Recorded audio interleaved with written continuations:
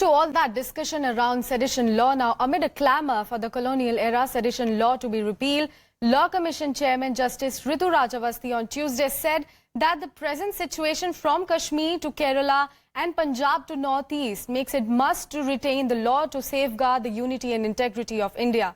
Defending the panel's recommendation to retain the law, he further said that sedition law, being a colonial legacy, is not a valid ground to repeal it, as several countries have similar laws. Now, regarding special laws such as the Unlawful Activities Prevention Law and the National Security Act, Justice Awasthi said that these laws do not cover the offence of sedition, and therefore the specific law on sedition needs to be there too. There is a raging, ongoing debate as to whether sedition law is necessary for Indian society in these days.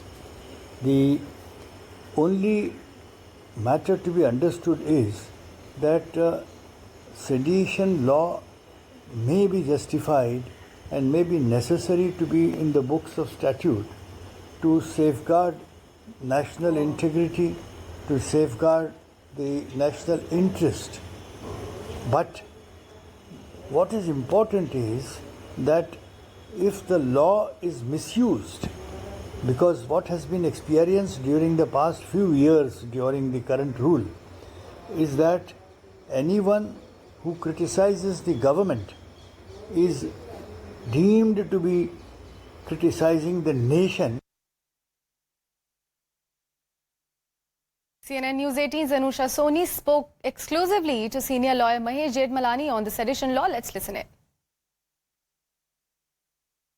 Well, you know, sedition law is not a terrorism. There's a subtle distinction between terrorism and, sedition. In other words, 124A and, terrorist activity. Terrorist activity requires, a certain kind of intent to overawe the government and intent to create terror among the people, and it requires, violence. It requires some kind of mass, either to blackmail the state or to create terror and to take innocent lives for either ideological purposes or anti-national purposes. So, whereas sedition is bringing the state into disaffection, not by violence necessarily, right, but even by instigation.